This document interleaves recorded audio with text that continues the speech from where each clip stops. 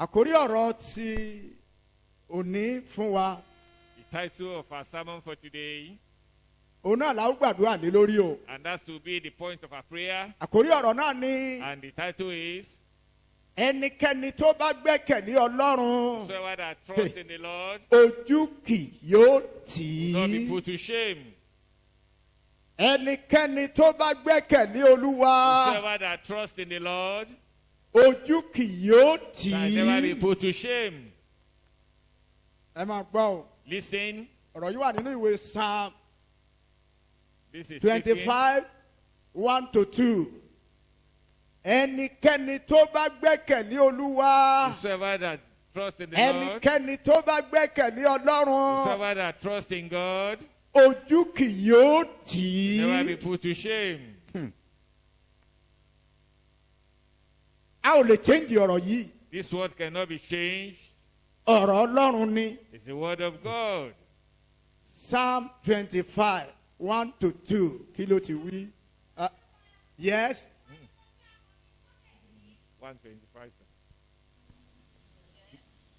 Yes. Ọlọ́run mi, Ọlọ́run mi. èmi gbẹ́kẹ̀lé ọ. Èmi gbẹ́kẹ̀lé Má ọ. ṣe jẹ́ kí ojú kí ó tì mí. Má ṣe jẹ́ kí ojú kí ó tì mí. Má ṣe jẹ́ kí àwọn ọ̀tá mi kí ó yọ̀ mí. Má ṣe jẹ́ kí àwọn ọ̀tá mi kó yọ̀. Má ṣe jẹ́ kí àwọn ọ̀tá mi kí ó yọ̀ Do not mí. allow my enemy to rejoice over me. Lord. Ẹ̀dùn kàlẹ́ kan. Olúwa, Gbogbo ènìyàn wí bẹ́ẹ̀. Everybody Olúwa. say so, Lord. ìwọ ni mo gbé ọkàn mi sókè sí. Ìwọ ni mo gbé ọkàn Turn mi my heart sókè unto sí. you. Ọlọ́run mi, Ọlọ́run mi. èmi gbẹ́kẹ̀lé ọ. Ẹ máa gbọ́. I trust in Èmi thee. gbẹ́kẹ̀lé ọ. I Má ṣe trust jẹ́ in kí ojú thee. kí ó tì mí. Má ṣe jẹ́ kí ojú kí ó Let me tì not be mí. ashamed. Má ṣe jẹ́ kí àwọn ọ̀tá mi kí ó yọ̀ mí. Let not my enemies triumph over me. Ó ti tó. Má ṣe jẹ́ kí àwọn ọ̀tá mi kí ó yọ̀ mí. Let not my enemies triumph over me. Ẹni bá gbẹ́kẹ̀lé Olúwa, Whosoever that trusts in the Lord, ojú kì í ti ojú òsì lè tì í. they are never put to shame. and Ọbẹ̀ they ṣènáwó, never be put ó to gbẹ́kẹ̀lé shame. Olúwa. You have Ọbẹ̀ a lọ function, léèwé, you ó trust in gbẹ́kẹ̀lé the Olúwa. Lord. You want to go to school, you trust in Ọbẹ̀ the Lord. òun kan lọ fẹ́ ṣe ni, ó Whatever you gbẹ́kẹ̀lé want to Olúwa. do, you trust in the Lord. Báyìí ẹ ti rí lọ́wọ́lọ́wọ́ báyìí, ó Even gbẹ́kẹ̀lé the way Olúwa. your situation is, you trust in the Gbogbo ẹ̀ ó Lord. tiẹ̀ dàrú fún ọ, ó wá Everything gbẹ́kẹ̀lé got Olúwa. confused, but you Ó trust mọ in bí the ó Lord. yà sí gan mọ́, You ó don't wá know where gbẹ́kẹ̀lé to go Olúwa. to, but you trust in the Lord. Nítorí pé ó wá gbẹ́kẹ̀lé yẹn, Because you trust in Him, ojú kò lè tì you ọ́. can never be ashamed. Ẹsẹ̀ rẹ kò sì lè yẹ̀. Neither with your feet slip. Ó sì lè bọ́ há torí pé ó sinmi lé. You cannot be hard up because you trust in Him. Hallelujah. Hallelujah. Ẹnikẹ́ni tó bá gbẹ́kẹ̀lé Ọlọ́run, Whosoever that trusts in God ojú kì yóò tì will í. never be put to shame. Kí ni tí máa gbé ojú kò ní tì í? What's the meaning of not being put to shame? Psalm 125 verse 1-2. Kí ni ó ṣẹlẹ̀ sí? Àwọn tí ó gbẹ́kẹ̀lé Olúwa Àwọn tó gbẹ́kẹ̀lé Olúwa, yóò dàbí òkè Síónì. wá bí ó ṣe rí fún wọn That's the way nìyẹn. it shall be with them Nígbà tójú ò tì wọ́n, when they are not put to torí pé shame wọ́n gbẹ́kẹ̀lé, because they trust in Him. ojú ò wá ní tì They wọ́n. will not be Yes. put to Tí shame. a kò lè ṣí ní ìdí. Bí kò ṣe pé ó dúró láéláé. Nígbà tójú ò tì, When they are not put to tó shame sì ti gbẹ́kẹ̀lé Olúwa, and they trust in the Lord, à lè sí ń dì. they can never be Kò removed. dẹ̀ sí nǹkan kan tí ó ṣe é. Nothing evil will before them. Hallelujah. Hallelujah. Ah, praise God. Hallelujah. Nígbà tí gbígbẹ́kẹ̀lé Olúwa Trusting in the Lord tó túmọ̀ sí means fífi gbogbo ìgbẹ́kẹ̀lé wa sínú ènìyàn tàbí sínú ohunkóhun tàbí sínú Ọlọ́run. trust in somebody, trust in man or anything, or trust in God. Oríṣiríṣi nǹkan ni ènìyàn máa ń gbẹ́kẹ̀lé. There are diverse things that man can trust in. Àwọn ènìyàn mìíràn gbẹ́kẹ̀lé àwọn ọ̀rẹ́. Some people put their trust in Ẹlòmíràn friends. gbẹ́kẹ̀lé òbí. Some they put their trust in parents. Ẹlòmíràn gbẹ́kẹ̀lé owó. Some they put their trust in money. Ẹlòmíràn gbẹ́kẹ̀lé ipò. Some they put their trust in their Nígbà tí àwọn position. mìíràn gbẹ́kẹ̀lé And some Ọlọ́run. others put their trust in God. Ṣùgbọ́n Olúwa mọ àwọn tí ó gbẹ́kẹ̀lé. God knows those that that trust in him. Olúwa mọ àwọn tí ó The Lord gbẹ́kẹ̀lé. knows those that put their trust in him. Ẹ má gbàgbé o. Do not forget. Pé mo tún sọ fún yín báyìí pé I say it gbígbẹ́kẹ̀lé again Olúwa that- túmọ̀ sí sísinmi lé. Trusting the Lord means depending on Ó him. dẹ̀ mọ àwọn tó And gbẹ́kẹ̀lé. he knows Ó those mọ that àwọn put tó their trust sinmi in lé. him. He knows those that Naumu depend on him. 1:7 kí ló ti wí? Naumu 1:7 yes. Rere ni Olúwa. Oh my God. Ààbò ní ọjọ́ ìpọ́njú. Rere ni the Olúwa. Lord is good. Ẹ jọ̀ọ́ ṣé ń gbọ́ tèmi. Are you listening to me? Nítorí pé rere lolúwa. Because the Lord is good. Kìí ṣe bí rere ní He will máa never do ṣe. evil. He doeth good all the time. Rere ni The Olúwa. Lord is good. Ṣé ẹ̀rọ Ọlọ́run tá à ń sìn yìí? This God that we Ọlọ́run tá a serve. gbẹ́kẹ̀lé yìí. This God that we Ọlọ́run trust tó a in. gbọ́dọ̀ gbẹ́kẹ̀lé yìí. This God that should trust in. Rere ni Olúwa. The Lord is good. Yes. Ààbò ní ọjọ́ ìpọ́njú. Ọlọ́run náà tún níyẹn o. That is God. Oh my God. Ààbò ní ọjọ́ ìpọ́njú Olúwa ní A jẹ́ bẹ́ẹ̀. stronghold in the day of trouble. That is the Lord. Nígbà tó le, When nígbà things tó are tough, burú, when things are nígbà tó bad, gun náà pọ̀, when the tá warfare a is lú ẹ̀ tough, rí, that you tó never o happened bá before. sinmi lé. If you trust in him, Ààbò lọ́lọ́run fún ọ nígbà God is ìpọ́njú giving you protection náà. in time of affliction. Yes. Òun sì mọ àwọn tí ó gbẹ́kẹ̀lé. Ó sì máa àwọn tó gbẹ́kẹ̀lé. Know them that trust in him. Ó yẹ wá gbórí sókè. Lift up your head. Ó máa àwọn tó gbẹ́kẹ̀lé. He knoweth them that trust in him. Ah, ó máa àwọn tó gbẹ́kẹ̀lé. He knoweth them that trust in him. Ǹjẹ́ o gbẹ́kẹ̀lé Olúwa? You trust in the Lord. Nígbà ní kò dáhùn tó wù nísìnyí pé mo That's gbẹ́kẹ̀lé. the answer. You said, I trust in him. Ọmọ ọ. You Ó know? sì máa àwọn tó gbẹ́kẹ̀lé He òun. knows those Ó that máa trust àwọn in tí ò them. gbẹ́kẹ̀lé He òun. knows those that Ó do máa not put àwọn their tó trust tún in him. ṣe nǹkan míì. He knows those that Ó do máa àwọn other tó jẹ́ things. pé He knows ẹnu those ni that- wọ́n fi It's gbẹ́kẹ̀lé only with their Olúwa. mouth they trust in the Lord. Ó máa àwọn tí wọ́n pera wọn He lónígbàgbọ́ knows tó those jẹ́ who pé refer to them as Christians. wọn ò but sinmi lólúwa. They are not resting on the Ó mọ Lord. yà yín lẹ́nu o. Do not be surprised. Èèyàn lè máa wá Olúwa. Somebody might be seeking the Lord Kó má sinmi lé Olúwa. and not depend on Èèyàn God. lè gba Olúwa gbọ́. Kó Somebody má might believe gbẹ́kẹ̀lé in Olúwa God tó and gbàgbọ́. not trust in the Lord. Rere ni Olúwa. The Lord is good. Ààbò ní ọjọ́ ìpọ́njú. The stronghold in the Ó day of sì trouble. máa àwọn ẹni tó He gbẹ́kẹ̀lé. knoweth them that trust in him. Ẹ jọ̀ọ́ kí n tó tẹ̀síwájú. Before I continue, Àwọn tó gbẹ́kẹ̀lé Olúwa ló máa dọ́run. those that trust in the Lord will make heaven. Yẹn ni àwọn tó sinmi lé. That is, those that rest on him. No controversy. Àwọn tó sinmi lé. Those that trust on him. Praise God. Hallelujah. Kí ló bí ọ̀rọ̀ yìí? What's the reason for this Kí ló statement? fa ọ̀rọ̀ yìí? What's the reason for this statement?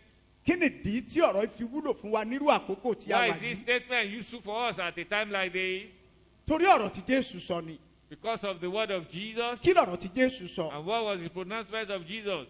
Láàárín àwọn ọmọ ẹ̀yìn ẹ̀ ló ti dáhùn lọ́jọ́ náà. Among the disciples, he made the Ó ní response that tí day. mo bá dé ká Said, if I should come, ǹjẹ́ n ó bá ìgbàgbọ́ láyé? will I meet faith in the world? Wọ́n mọ̀ pé kó n tó dé. He knows before he's coming back. Àwọn èèyàn ò ní lè gbẹ́kẹ̀lé Olúwa People mọ́. will no longer be able to trust in the Lord. Àwọn èèyàn ò ní lè sinmi lé Olúwa People will no mọ́. longer be able to rest on the Lord. Ah! Gbogbo ohun tó o bá ti gbẹ́kẹ̀lé láyé tí ìbá ti Whatever ṣe you Ọlọ́run put your yóò trust já in òkulẹ̀ other náà than ní kì í God ṣèpè. will disappoint you at the end of the day. Bọ́ọ̀ gbẹ́kẹ̀lé ọkọ ẹ yóò If já you trust in òkulẹ̀. your husband, he Bọ́ọ̀ will gbẹ́kẹ̀lé disappoint aya ẹ you. yóò já If you òkulẹ̀. trust in your wife, Bọ́ọ̀ he will gbẹ́kẹ̀lé ọ̀gá ẹ disappoint you. yóò já If òkulẹ̀. you trust your boss, he Bọ́ọ̀ will disappoint you. gbẹ́kẹ̀lé Disappoint you. owó ẹ, Even if you trust in your agbára money, ẹ, in your power, ipò ẹ in your position, yóò já òkulẹ̀ it náà will ni. disappoint you. Rere ni Olúwa. The Lord is good. Ààbò ní ọjọ́ ìpọ́njú. His stronghold in the day of trouble. Rere ni Olúwa. The Lord is good. Ààbò ní ọjọ́ ìpọ́njú. His stronghold in the day of trouble. Ó sì mọ àwọn ẹni tí ó gbẹ́kẹ̀lé. You know them Ìwọ lọ́wọ́ that abira rẹ trust in léèrè. him. It's you that will ask yourself, Ṣé mo wà nú ẹgbẹ́ àwọn tó am gbẹ́kẹ̀lé I Olúwa? in the group of those that trust in him? Àwọn tó gbẹ́kẹ̀lé Olúwa àwọn tásọ́rẹ́ nígbà Those that trust in the Lord, few of them, Lot ní Sodoma àti Gomara. àwọn During the yẹn time o of Lot and Sodom and ló Gomorrah, bọ́ kúrò nínú ìparun ńlá they are náà. the one that was saved from that great àwọn tó destruction. gbẹ́kẹ̀lé olúwa ní ìgbà ayé Those that Nóà, trust in the Lord during the day of Noah, àwọn tásọ́rẹ́, àwọn the few díẹ̀, of them, àwọn ló yọ nínú ìparun are náà. the one that escaped from that destruction. nínú ìfarahàn Jésù àti ìgòkèrè ọ̀run Jésù In the àti àwọn ascension àjálù of tó ń Jesus jálu ayé lọ́wọ́lọ́wọ́ báyìí, and the calamity àwọn that tí ó is falling the yege, world, àwọn those tí ó that will bọ̀nú ẹ̀, save, àwọn tí ó those bá that will Jésù get- lọ escape, those that ní will go kìkì with àwọn Jesus, tó and the gbẹ́kẹ̀lé those tó that trust sinmi in lé. him, that depend on him. Rere ni The Olúwa, Lord is good. ààbò He lé ọjọ́ struggled ìpọ́njú. in the day of trouble. Olúwa sì mọ àwọn ẹni tí ó And the gbẹ́kẹ̀lé. Lord knoweth them that trust in him. Ta ló sinmi lé? Who do you trust in? Ta ni ìgbẹ́kẹ̀lé rẹ báyìí? Who then do you put your trust on? Ó ti sú ọ àbí? You are fed up. Is that not the case? Káì. Má gbàgbé o. Do not forget. Tí mo bá dé, If I should come, ǹjẹ́ n ó bá ìgbàgbọ́ will I láyé? meet faith in the world? Ṣé yóò bá wọ gan Is it going nínú to meet you? ìgbàgbọ́? In Ṣé faith? yóò bá ìgbàgbọ́ nínú ẹ̀? Will it meet faith in you? Kí n tó tẹ̀síwájú. Before I continue, Gbà lónìí yìí pé accept today Ọlọ́run that mọ àwọn tó gbẹ́kẹ̀lé. God knows those that Àwọn trust in tó him, sinmi lé. those that depend on him.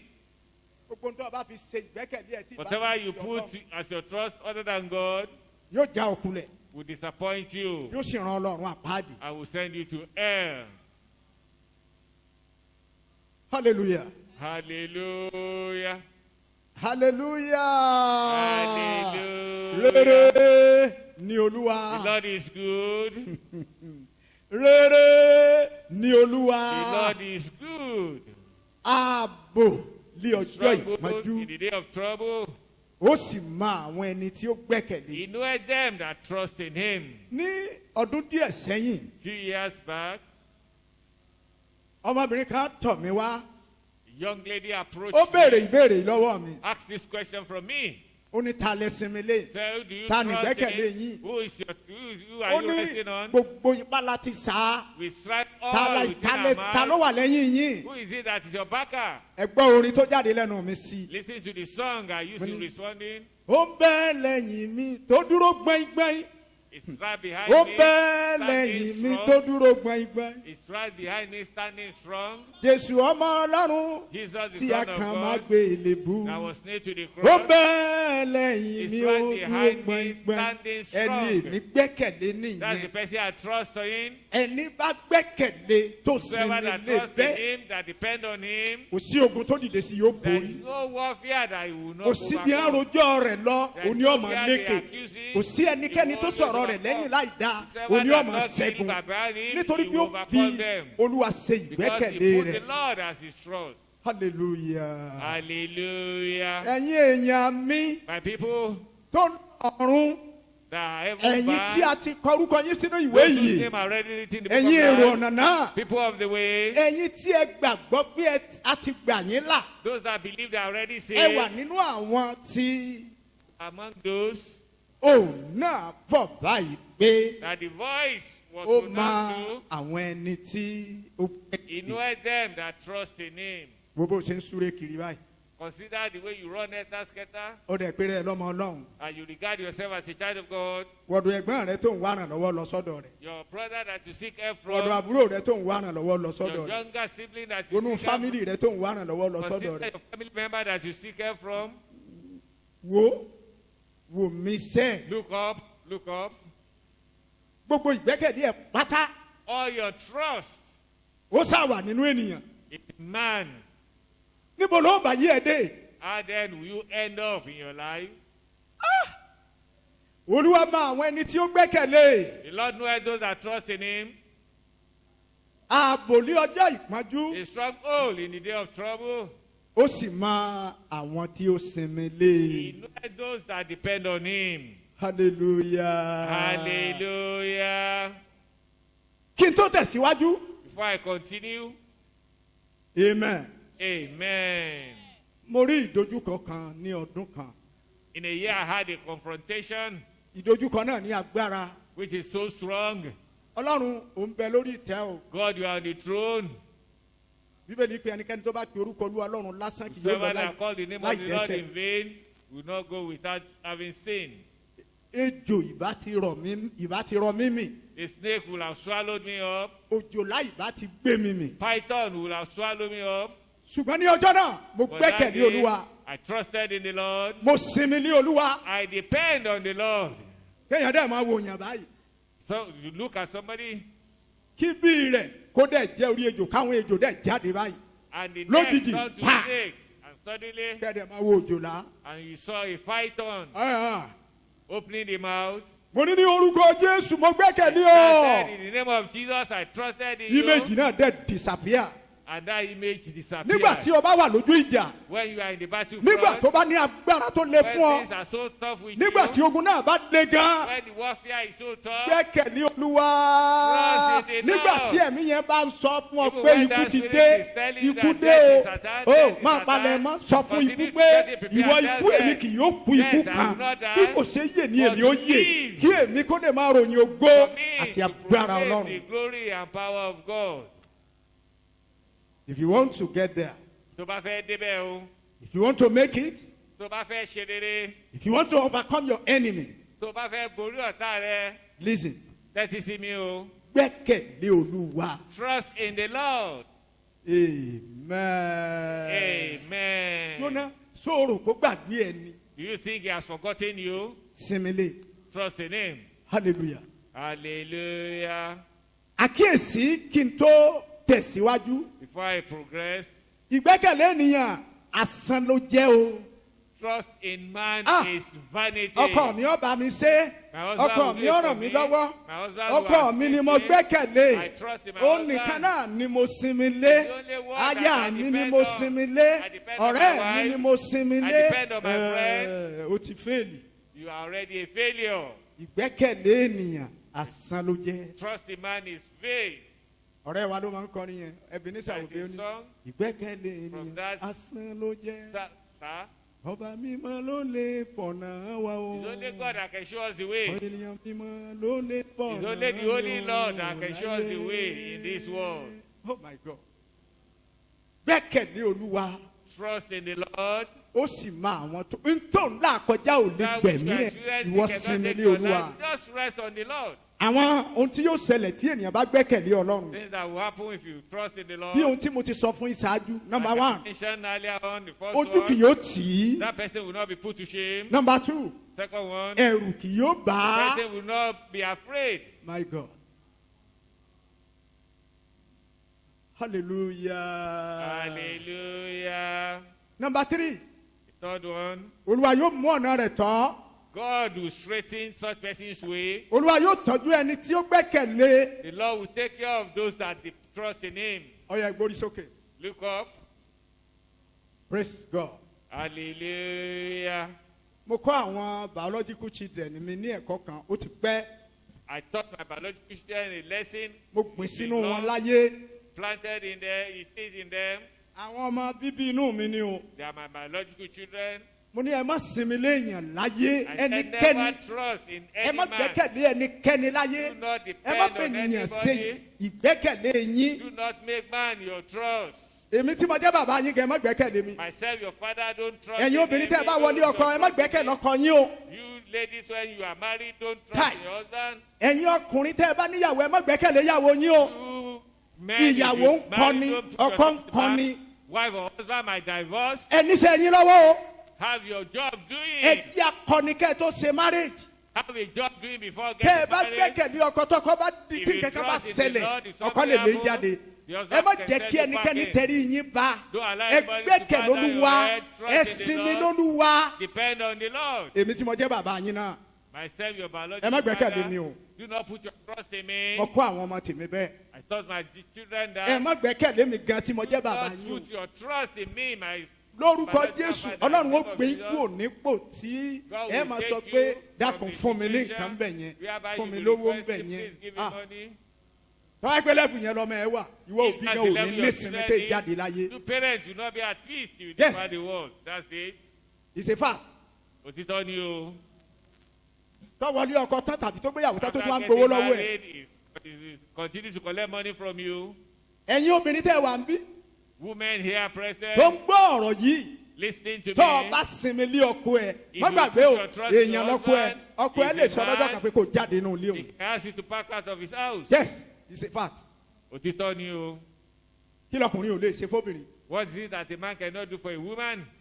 ṣùgbọ́n ọkọ mi o ọkọ mi o Husband, ah, my husband. láìsí rẹ̀ ah, Without him. láìsí ọlọ́run ni kó máa jáde lẹ́nu yín. You should be without God. That's what you should say. láìsí ọlọ́run ni kó máa jáde lẹ́nu ẹ̀. Without God is your pronouncement. mo gbin ọ̀rọ̀ yẹn sínú àwọn ọmọ tí mo bí láyé Plant that tí in my ìgbẹ́kẹ̀lé home, yín bá ti wà ní children. olúwa.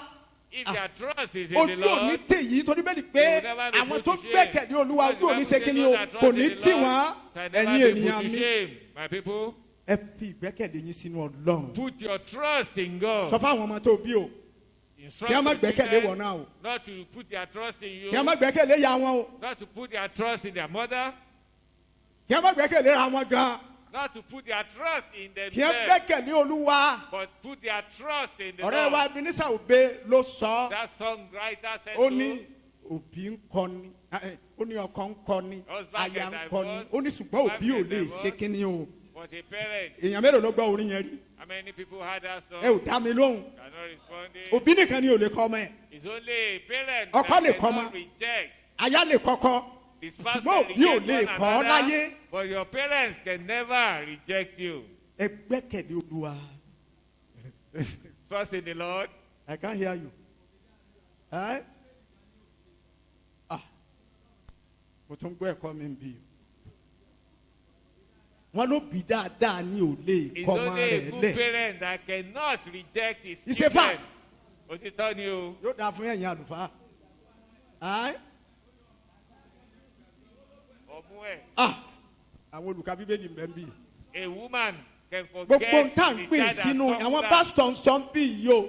Wọ́n ní òbí rere ni ò lè It's kọ́ only a mẹ́ good lẹ̀. parent Tó that bí cannot mi reject bá ti ọmọ lọ children, síbi right? tó ti lọ. Ánímọ̀ dọ́dọ̀ mi máa o. Parents put them, don't come to me again. Àwọn èèyàn kan sọ pé má dọ́dọ̀ rẹ̀ máa o. Don't go to him again. Wàhálà dé. Problem ensued.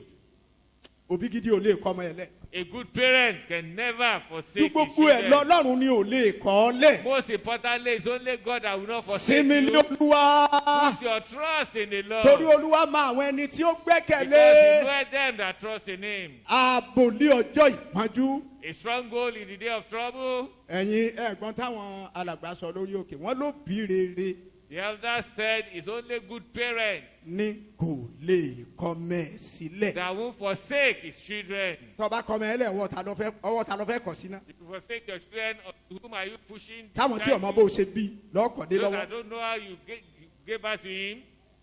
Sáà máa sí ojú àwọn ọmọ rẹ sí Olúwa.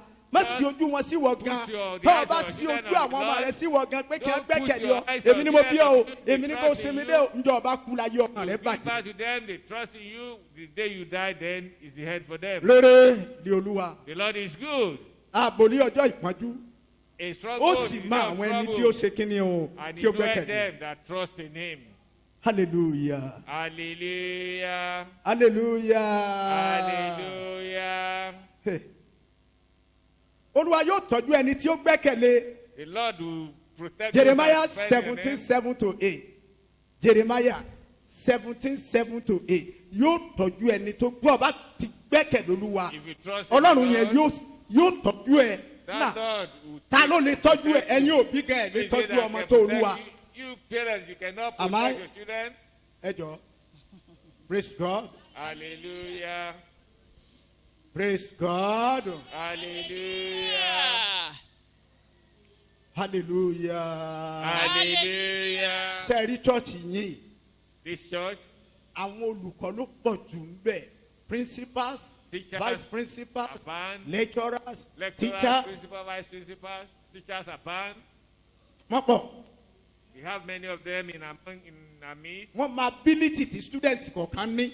They recognize the ability of each student. Praise God. Hallelujah. Wọ́n sì mọ bí wọ́n ṣe máa ń pẹ̀tì ọmọ tí ó fi débi tí ń lọ. They know how to pet a child to attain success. Ṣùgbọ́n wọn kì í ran ọmọ lọ́wọ́ lọ́dọ̀ ìdánwò wọn á ní ọ̀ya But they won't sinmi lé assist Olúwa them rẹ̀. In the sinmi day lé of ọpọlọ tó fún ọ exam, sinmi lé that ọgbọ́n they tó should fún ọ depend on yes the wisdom and trust bible in the Lord. readers ìbùkún ni fún ẹni tí ó gbẹ́kẹ̀lé olúwa ìbùkún ni fún ẹni tí ó gbẹ́kẹ̀lé olúwa tí ó sì fi olúwa ṣe ìgbẹ́kẹ̀lé rẹ̀. oh my god ẹ̀yin ènìyàn mi My people, ẹ̀yin ènìyàn mi my people, tẹ́ ẹ bá wà láàyè ẹ̀dá mi ló ẹ̀yin your ènìyàn mi life answer. àwọn tó gbẹ́kẹ̀lé olúwa ìbùkún ni fún Those wọn that trusted the Lord, blessed are tó o they. bá ti gbẹ́kẹ̀lé yẹn ò lè já sí bùkún If you trust the man, you cannot become Olúwa. blessed. Trust in the Lord. hallelujah Hallelujah. amen Amen. yes yóò sì dàbí igi tí a gbìn lẹ́bàá omi. ẹ bá ṣe kí ni o You that trust in ẹ the bá Lord, gbẹ́kẹ̀lé olúwa nìyẹn that's it that trust in the Lord, yóò dàbí igi tí a gbìn will be as a tree Sẹ́bàá odò. planted by Yes. the waters. tó na gbòǹgbò rẹ̀ lẹ́bàá odò. tó ń yọ gbòǹgbò rẹ̀ lẹ́bàá odò And spreadeth out tí her kì roots yóò like the bẹ̀rù waters. bí ooru bá dé. hallelujah Hallelujah. ó tilẹ̀ ti tó That's sufficient. ta ló fi ṣègbẹ́kẹ̀lé ẹ̀ báyìí tó bá gbẹ́kẹ̀lé Who do you ó put ti rí your nìyẹn trust in? Ọ̀rọ̀ ẹ̀ ó ti rí That's- nìyẹn. that's the way your case will be. bí ó ti rí fún ọ nìyẹn That's how it shall be with you. kò ní bàjẹ́ fún ọ It shall not be bad for you. orí ẹ ò ní burú Your head will not accommodate evil. wo ẹ jọ Please, kí n tó mẹ́nu dúró before I conclude, kọ́ gbogbo àwọn ọmọ rẹ kí wọ́n gbẹ́kẹ̀ lólúwa train your children Kí to put sinmi their trust in the lólúwa. Lord, to depend on the Lord. ìgbẹ́kẹ̀lé yẹn asán ni Trust in man is vanity. ẹ dá mi lónìí You are not returning.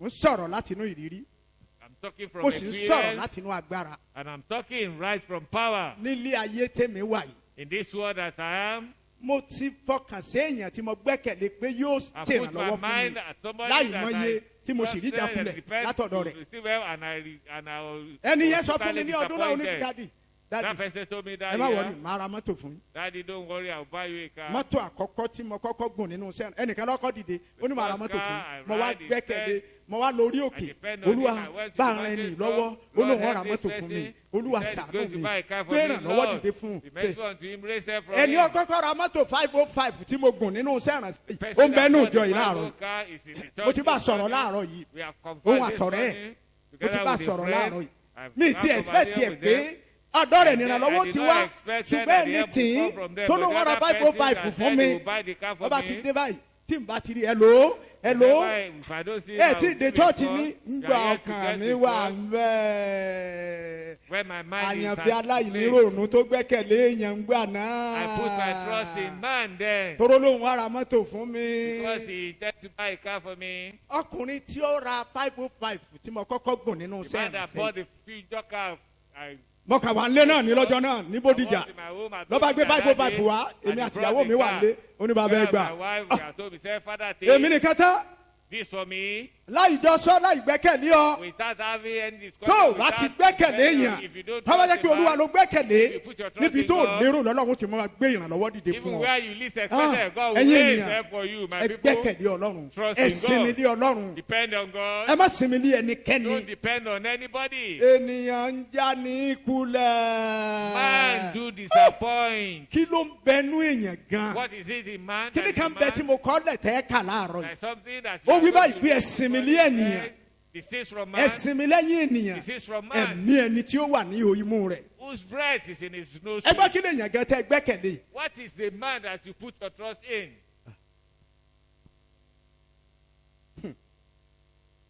ń bọ̀ wá rí 505 yẹn lónìí bàbá When he saw the vehicle, Baba. Father, ta ló lè yí who mo this? lólúwa ló ṣe yìí I said, it's the Lord that did ló di it. grace olúwa ṣe yìí praise Like the name God of the sister. Hallelujah. amen Amen. tọ́ ọ bá gbẹ́kẹ̀lé olúwa olúwa ó ṣe fún ọ If you trust in the Lord, He will do it for you. yóò ṣe ń tó lérò yóò ṣe ń tó lérò yóò bọ̀ pàdé lọ́nà tí wọ́n gan ò lérò láyé ẹ̀ Meet with you even in a way you did not expect. hallelujah ẹ Hallelujah. kọ́ àwọn ọmọ yín kí wọ́n sinmi lólúwa Train your children to put their kí wọ́n má trust gbẹ́kẹ̀lé on the ìyàwó Lord. wọn That they should not put their kí wọ́n trust má in their gbẹ́kẹ̀lé wife. ọkọ wọn They should not put their trust kí wọ́n on má their gbẹ́kẹ̀lé husband. ọ̀rẹ́ wọn They should not put their kí trust wọ́n má on their gbẹ́kẹ̀lé friends. èèyàn They should not put their trust ènìyàn ń in já ní man. kulẹ̀ Man do disappoint. kí wọ́n mójútó sẹ́ wọn They should kí wọ́n mójútó Work kí ni hard. mo wí o. They should work hard.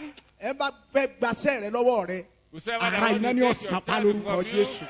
thunder will kindle against sàmì us in dáadáa. Jesus' name. ẹ bá fẹ́ fìyà jẹ ọ́ láyé ọlọ́run ó Whosoever fìyà that jẹ wants to lórúkọ make you Jésù. suffer, God will make that person suffer. Kódà kí iṣẹ́ bá bọ́ lọ́wọ́ ẹ̀ sinmi lólúwa. Even if you lose your job, put your trust in the Lord. Kí ni mo ní kó ṣe o? What they ask you to do, Kó o gbẹ́kẹ̀ lólúwa kò ní kó o má respect èèyàn. if you Kò trust ní the kó o má Lord bọ̀wọ̀ with fọ́kọ God, ẹ. you should not respect your Kò ní husband. kó o má bọ̀wọ̀ fáwọn ẹbí ọkọ You ẹ. should not respect your Kò ní kó o má bọ̀wọ̀ fálùfáà rẹ. in-laws. It does not say you should not respect your pastor. Ṣùgbọ́n ẹni bá gbẹ́kẹ̀ lólúwa. But Wọ́n máa ń whosoever triumph put their ni. trust in the Lord, they are Wọ́n always dẹ̀ máa ń excel. triumphant. They always excel. Hallelujah. Hallelujah. Lè hallelujah mọ́ ni. Hallelujah. Èrè gbígbẹ́kẹ̀lé olúwa The reward of trusting in the Lord. yóò di olódodo. Become righteous. Yóò di alábùkún fún. You will become blessed. Káì. Yóò ní ayọ̀. You will have joy. Yóò ní You ìdúróṣinṣin. will have steadfastness. Yóò sì ṣe rere. And he will do exploit. He shall do good. Ẹ máa gbọ́ o. Listen. Èrè gbígbẹ́kẹ̀lé olúwa The reward of putting one's trust in the Lord. yóò jẹ́ olódodo. He shall become righteous. Yóò di alábùkún fún. He shall become blessed. Yóò ní ayọ̀. He will have joy. Yóò ní ìdúróṣinṣin. He will be steadfast or upright. Á ṣe rere. He will do good or exploit. Praise God. Hallelujah. Ọyẹ wò mí. Look up. Gbẹ́kẹ̀lé olúwa kó o lè ṣe rere. Put your trust in love for you to be successful. Sinmi lé olúwa kó o lè jẹ́ alábùkún fún. Depend on the Lord for you to become blessed. Gbẹ́kẹ̀lé olúwa kó o lè ní ayọ̀. Trust in the Lord to have joy. Gbẹ́kẹ̀lé olúwa kó o lè jẹ́ olódodo. Put your trust in the Lord for you to become righteous. Ètò tún dàbí rẹ̀. Similarly, Àwọn ohun tí a kò gbọdọ̀ gbẹ́kẹ̀lé. things that we should not put our trust in. Hallelujah. Hallelujah. Ẹ̀yin èèyàn mi. My people, Jẹ́ pé àwọn kankan wà tó gbọdọ̀ gbẹ́kẹ̀lé. there are some things you should not put your trust in. Amen. Amen. Àwọn nǹkan wọ̀nyẹn mo fẹ́ sí ọ níyèsí I àti want to lójú open your sí. understanding and your eyes to those things. Tí iyè rẹ bá ṣí sí, If you have the understanding, kò sẹ́nìkan tí ó halẹ̀ mọ́ ọ. there's nobody that can make you that can terrify you. Hallelujah. Hallelujah. Hallelujah. Hallelujah. Ẹ wo ẹ̀yin èèyàn mi. My people, Ẹ má dàbí àwọn tí Pásítọ̀ Olówó Aké sọ àti Ẹ̀dá Kọ́lá don't be tí wọ́n like sọ lẹ́yìn. those that they mentioned. Wọ́n ní àwọn òbí tí ò dáa wọn ò Bad wọ́rí parents, lórí ọmọ. Àbẹ́ They ẹ̀sọ́ bẹ́ẹ̀ they lẹ́ẹ̀kan. don't have any concern concerning their Àwọn ò kí children. ń kéta fún ọmọ rárá. They don't have any concern concerning their children. Hallelujah. Hallelujah. Amen. Amen. Amen. Amen. Inú mi dùn fún ọ̀pọ̀lọpọ̀ ẹ̀yin èèyàn tẹ́ wà nínú ìjọ yìí. I'm happy for most of you in this church. Àwọn kan wà láàrin yín inú mi máa ń dùn sí wọn. There are some among you that I'm always happy towards. Orúkọ wọn ni ta ní gbọmọ lọ́wọ́ ìjímèrè ta ní gbọmọ lọ́wọ́ kìnìún. Orúkọ Meaning wọn I nìyẹn. can take a child from the Tí ìjímèrè lion. bá gbọmọ dání nínú igbó From the báyìí, bear. ẹ mọ̀ lé ẹ nílé gbọmọ lọ́wọ́ If ẹ̀. they carry, Bí if kìnìún you bá feel gbọmọ scared, dání báyìí nínú the igbó, lion should o kì carry í his wo cub. ni nínú animal station. Go to Àyà ní watch ègbé it ní on òtún the wọn. Alma Station channel. Wọ́n máa ń bọ́mọ rìn jìnnà ti wọn. They Wọ́n á do ṣe fún ọmọ. care for their children. Tójú òfin ní They ti care ọmọ for láyé. their children not to be ashamed. Hallelujah. Hallelujah. Amen. Amen. Irú ẹ̀ lọ́pọ̀lọpọ̀ yín níhìn yìí. That's Kì í ṣe what pé most of you ojú ò are. lè It's ti so àwọn false. kan láàrin yín bí mọ́ lórí God ọmọ. will never be put to shame concerning your children. Gbogbo ohun tí wọ́n rí láyé ní sponsor ló ní wọ́n fi ti ọmọ wọn láyé You use sọmọ wọn fi all jẹ́ ní tó you jẹ́. have to support your children for them to become what they are. Ṣùgbọ́n ó ń tó mú mi yà á bẹ̀ yẹn ni pé The reason why I gbogbo ohun tẹ́ ẹ mention rí this kẹ́ ẹ point is, sọmọ yín dà. No matter Ẹ what sí your ojú children ọmọ yín become, sórí kí hàn sinmi lólúwa open their kí hàn gbẹ́kẹ̀lé understanding to putting olúwa. their trust in the Hi. Lord, to depend on the Lord. Òbí ó kú o, ọmọ ni ó kù. The parents to die, and the children will be Ọmọ left tí ọ̀bá ní behind. Jésù tó bí ẹ̀ fi kú ẹ̀yìn òbí Any yẹn ò child that ní do not dáa have kì í Jesus ṣègbè. at the death of the parent, that parent do not have a good ending. Amen. Amen. Amen. Amen. Mo ń lọ láti mẹ́nu dúró. I'm about concluding. Àwọn ohun tí a kò gbọdọ̀ gbẹ́kẹ̀lé. These are the things that we should not put our trust in. Number one, a kò First gbọdọ̀ one, gbẹ́kẹ̀lé òrìṣà. We should not put our trust in idols. Ohun tó o bá ti ń bọ tó o sinmi lé lórìṣà tí That ì sọ which you lọ́run. worship, you depend on Hey. is Hey. which is not God. Is Ẹlòmíì gan mọ́tò tiẹ̀ yẹn lórìṣà rẹ̀. some people Lórí their car, sinmi their lé mọ́tò idols. yẹn, ó gbẹ́kẹ̀lé mọ́tò yẹn. That's what they Yóò kó trust lọ. in. Am I More than right? any other thing. Tó o bá ti gbé sókè ju Ọlọ́run lọ, òrìṣà Whatever rẹ̀ you nìyẹn. live beyond God, then that's your Bó evil sọkọ lọ bá living gbé image. sókè ju Olúwa If lọ, it's your òrìṣà husband rẹ̀ you live nìyẹn. before Bó God, sọmọ lọ bá gbé that's your sókè ju idol. Olúwa If lọ, your children live òrìṣà rẹ̀ beyond nìyẹn. God, that's your idol. Amen. Amen. Má gbẹ́kẹ̀lé òrìṣà. Don't put your trust in idols. Èkejì, má Secondly, gbẹ́kẹ̀lé àwọn don't ènìyàn. put your trust in man. Tí a bá ti ń pèlè èèyàn, Whatever is called tí a bá ti man, ń pè ẹ́ fetí sí mi ni. you are not listening to me. Tí a bá ti ń pèlè èèyàn, Whatever is called man, má gbẹ́kẹ̀lé o. don't put your trust Ènìyàn in. níyàwó ẹ̀, má gbẹ́kẹ̀lé o. Your wife is a human Ènìyàn being. lọ́kọ Don't rẹ, put má your trust. gbẹ́kẹ̀lé Your o. husband is a human being. Don't put your Ènìyàn trust lọ́mọ in rẹ, him. má gbẹ́kẹ̀lé o. Your children are human beings. Don't put your trust in them. Ènìyàn. Human Tí a bá ti ń being. pèlè Whatever is èèyàn, referred to as má human being, sinmi lé. do not rest on Tí a bá them. fẹ́ràn jùlọ lọ́n fi dán wò. Whatever you love most is what God will Nínú use tó a bá to fẹ́ràn try jùlọ lọ́n ó ti you. kọlù ọ. It's whatever you love most, that's why Lọ God will lọ ka Bíbélì ẹ̀ dáadáa. try you. If you read your Bible very Nígbà well, tí Ọlọ́run kọlù ọkùnrin yẹn, ló bẹ̀rẹ̀ sí ní sunkún láàfin. when Ló ń that man dárúkọ ọmọ started rẹ̀ náà. to weep in the palace, Wọ́n ní àwọn fàáfin sílẹ̀ fún ọ. that they will leave the Wọ́n kígbe palace for lọ́jọ́ you. náà, Absalomu, That day, Absalomu. say, Absalom. Wọ́n ti gẹ̀ẹ́tì pẹ́ tó fẹ́ràn jù nìyẹn. That's the person he loves the most. Àwọn obìnrin kan bẹ láyé yìí, ọkọ ní As for ẹgbẹ́kẹ̀lé, women, ọkọ ní their trust ẹsinmi in ní. husband, they depend on their husband. Nítorí Olúwa bá kọlù ọkọ rẹ̀ ńjọ́ náà ní The yèrè day oṣù. the Lord come against your husband, then your understanding will be Èmi over. ọmọ bó lè yàn ṣe é wà láyé tọ́jẹ́ pọ́kọ ní ọ̀wà sinmi lé. How Kò will ní you be a ṣiṣẹ́, person kò ní alive? níṣẹ́ You lọ́wọ́. trust only Ọkọ ní on- ọ̀sẹ̀ you máa fún depend on him, 500 you won't naira. work. Ní ọ̀sẹ̀ máa fún ní It's 1,000. only the person you Ní ọ̀sẹ̀ depend máa on. fún lówó ìyà. It's the one that Nígbà will bá give pẹ́ you wọn ní useless bórí money. burúkú ẹ̀ sọ̀hún ṣebí wọ́n ló At the ṣiṣẹ́. time, you want Gbogbo to ẹ̀yin go obìnrin away. tẹ́ wà nírúpò bẹ́ẹ̀. Women in such position, Kọ́dún yìí tó parí Ọlọ́run ó la ọ̀nà fún yín lórúkọ before the end of the Jésù. year, God will make a way for you. Ẹ sàmì dáadáa. Amen. Kí n tó bọ́ sí number 3. Before I Isaiah go to chapter number 2 3. verse 22. Isaiah 2:23. I say 2:23. Jeremiah 17:5-7. Yes. Jeremiah. You are very correct. Yes. Ègbé ni fẹ́ni tó gbẹ́kẹ̀lé èèyàn.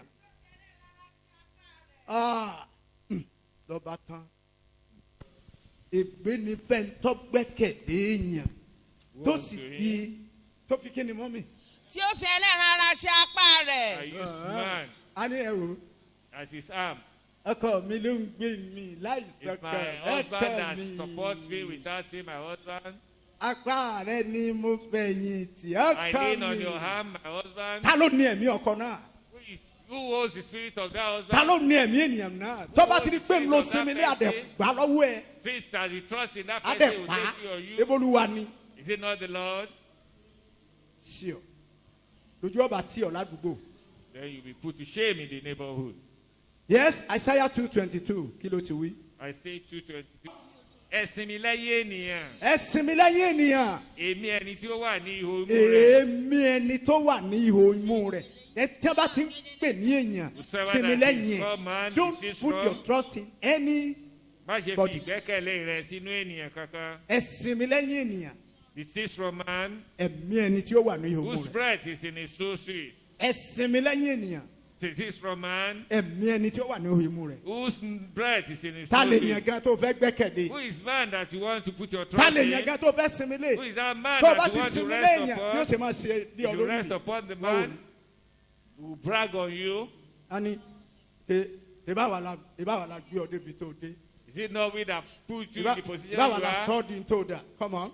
We are the one that make you what you are. Lọ́ọ̀bà máa kúnlẹ̀ sókísókí. Ẹ jọ̀ọ́ mà ẹ jọ sá nígbà jẹ́ pé ayé apá rẹ̀ lọ gbẹ́kẹ̀lé onímú ọ̀fọ̀ látòní lọ́lọ́run ní ọmọ mú ọ̀fọ̀ lórúkọ Jésù. Gbogbo ẹ̀yin tẹ́ gbẹ́kẹ̀lé èèyàn. Those that put their trust in man. Èèyàn máa ń ṣèrègùn fún yàn ni. Man do recant.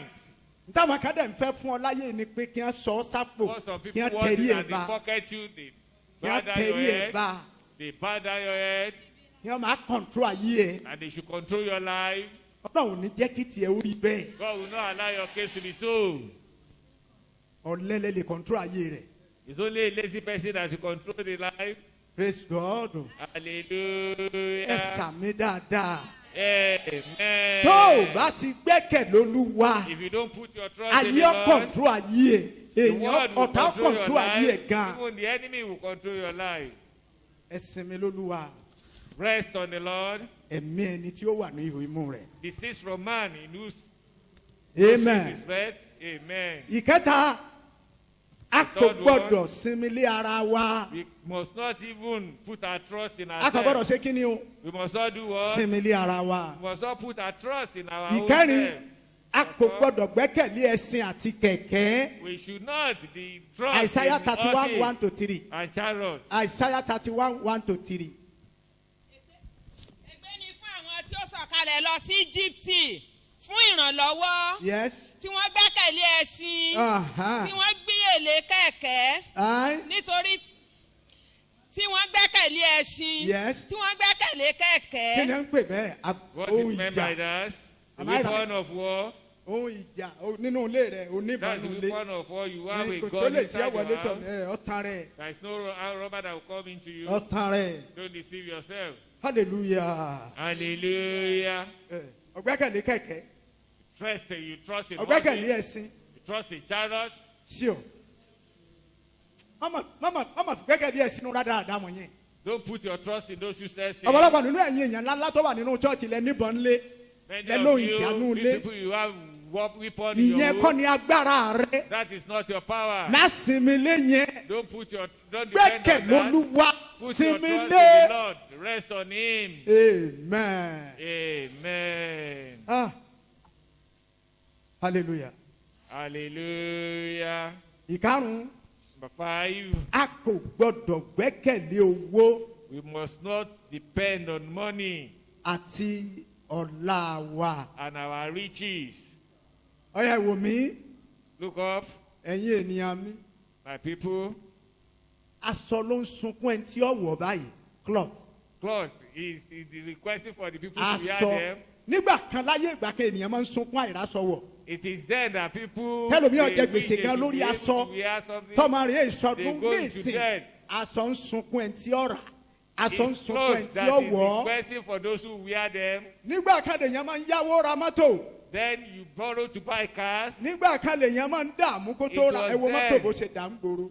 Consider the level of the cars in the city. Tọ́ ọ bá rí 300,000 lọ́wọ́ báyìí. If you have 200,000 with Ọ̀rọ̀ you, fairly used car. you buy a second-hand car. Bẹ́ẹ̀ ni, That is it.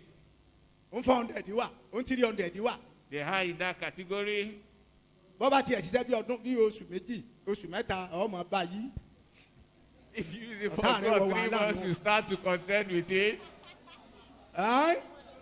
Ọ̀fẹ́rú ẹ̀. You don't Mi ò want gbọ́. that. Yẹ́n. A lò tó bí oṣù mẹ́fà. Wọ́n ní kẹ́ ẹ lọ rà lóku o. Wọ́n ní ẹ lọ rà ó ń 300,000, ó ń 300 naira o. Wọ́n lẹ̀ ẹ́ lò fún àwọn mẹkáníìkì àwọn ẹnjìníà ní sọ̀rọ̀ yìí. Wọ́n ní ẹ kówó wá. Àwọn ọba ń ríǹgì ẹ̀. Ọlọ́run ní jí ẹ ra mọ́tò tẹ́ ẹ mọ̀ ríǹgì ẹ̀. Amen. Ẹ sàmí kí n gbọ́. Amen. Ẹ jẹ́ àsòótọ́ ọ̀rọ̀. Let's speak the truth. Àwọn èèyàn sunkún lẹ́ngbà kan. Before people do Ilé weep ju to àwọn èèyàn hold lójú. houses, Àìmọye ilé tí ò síbú people tí ò value solúgbò inú ẹ̀. houses. Many houses without those who habit them Àwọn now. èèyàn ti ń gbélé tà lákòókò tá a wà yìí. People are selling houses now. Ẹ sàmí tó lágbára. Say a resounding amen. Amen. Amen. Nkádùn kan sọ mọ́tò lẹ́nu ń tà báyìí nísìn. But they are just putting up their Tí car àwọn for èèyàn ra sale. mọ́tò láyé series 2. When Pujo was Pujo tí wọ́n ra Series series 2 gbà náà ní 2, 8,000 10,000 10,000, tí wọ́n pe èròjọ 8,000. tí wọ́n máa wẹ̀ ta ni ra mọ́tò tẹ̀ ń wẹ̀ that they mọ́ will mọ́tò ti celebrate sẹ̀sìn on the purchase. ilé gangbà náà wọ́n pe àwọn èèyàn ńláńlá àwọn olórin wọn wá sí Then, ilé ti sẹ̀sìn Singers will come to dedicate the house, but not aṣọ rẹ̀ nowadays. tí wọ́n bá wọ̀ báyìí wọ́n ní And then they wear aṣọ clothes ìmọ̀ lágbára o to say this is a heavy clothes. 50,000 lélẹ́yìí Costing aṣọ 50,000. ti sẹ̀sìn If everything is put to shame, ntòkù tí ó sẹ̀sìn ní ìsìn the next thing that will put to shame kí Jésù olùgbàlà tó dé owó lókù tí ó before the sẹ̀sìn coming of Jesus again is money. owó wà báyìí kò ní wúlò Money will have no use wọ́n fẹ́ again. ná gan tí wọ́n èrà ò ní sí. Where you want to use it to ìyẹn buy ò something, pẹ́ you mọ́ buy it gbogbo to àti buy. That is gbẹ́kẹ̀lé very owó tí wọ́n sinmi clear. ní owó Those àwọn that èèyàn trust fẹ́ the kú money, nítorí trust the owó money. Some people want to die because of láìpẹ́ money. yìí owó wọ́n gbẹ́kẹ̀lé Very owó ò soon, ní wúlò That mọ́ money they trust in will no longer be àwọn èèyàn useful. gbẹ́kẹ̀lé ipò People put their trust in their láìpẹ́ position. yìí méjèèjì yẹn náà ò ní Sooner, wúlò mọ́. though that too will not be useful. Sure. What a pity.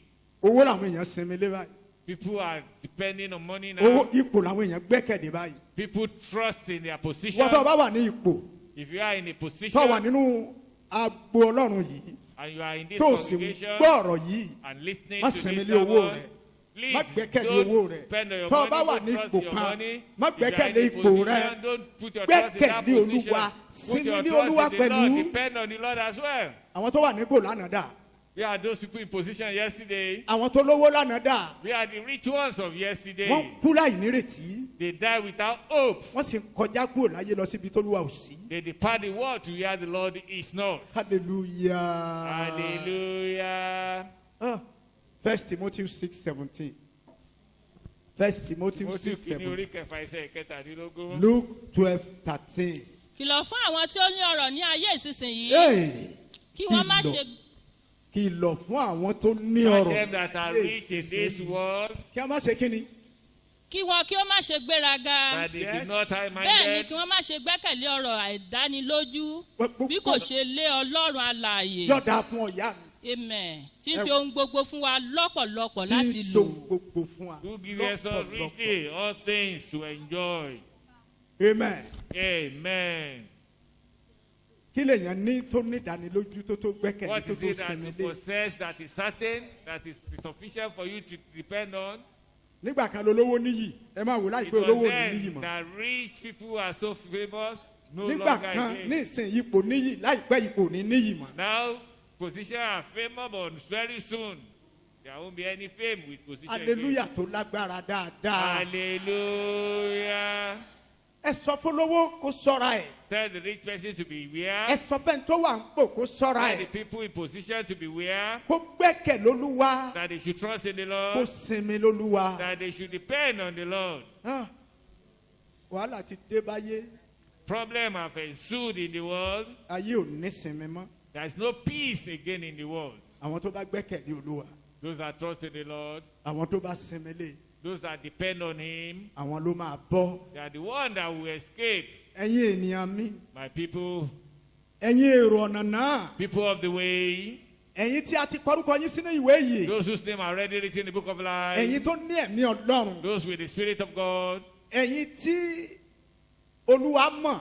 those that are known by the Lord, Tí ẹ wà lábẹ́ ọ̀rọ̀ tí ò níyì. that under today's sermon, Ẹ sinmi ní olúwa. depend on the Lord. Ẹ má gbẹ́kẹ̀lé ọ̀rọ̀ tí ò Do not nírètí. put your trust in any riches that is uncertain. Mo máa ń pòwe kan fún yín. I do say a proverb, Òwe náà lọ báyìí and pé this is a proverb. n tí ò nídìí ní máa jolòsì lójú. It's nothing that is something with a poor person. Olòsì.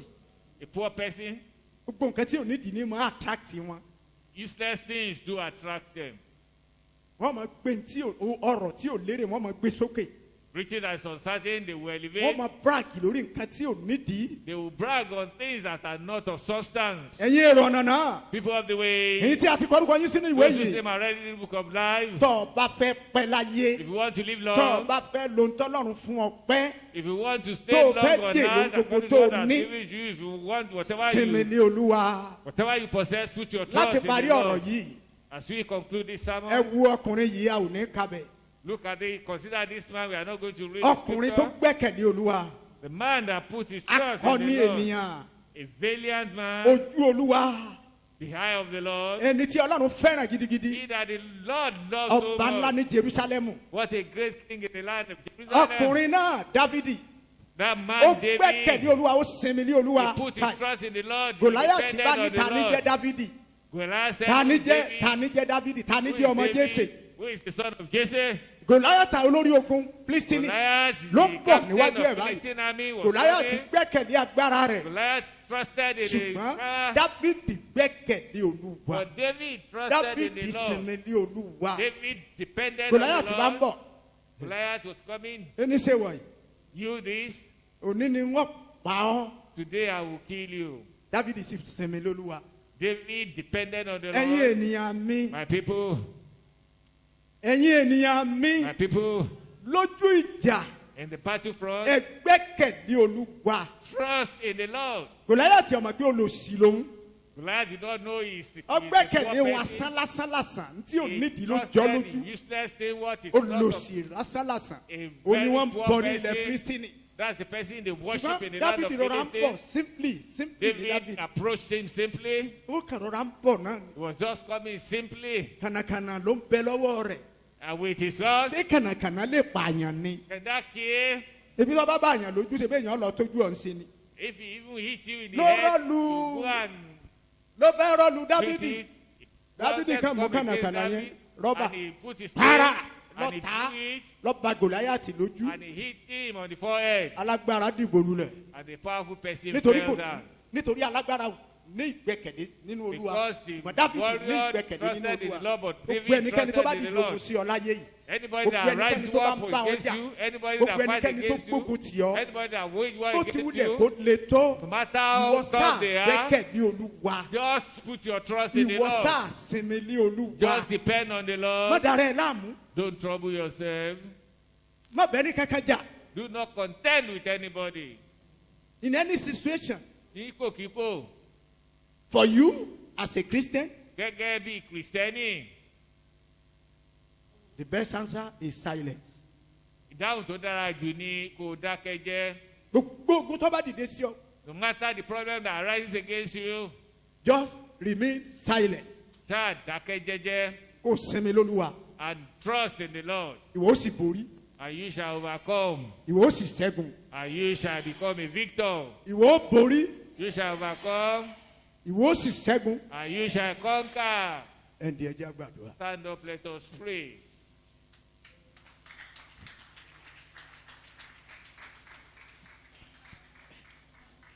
amen. Amen. amen. Amen.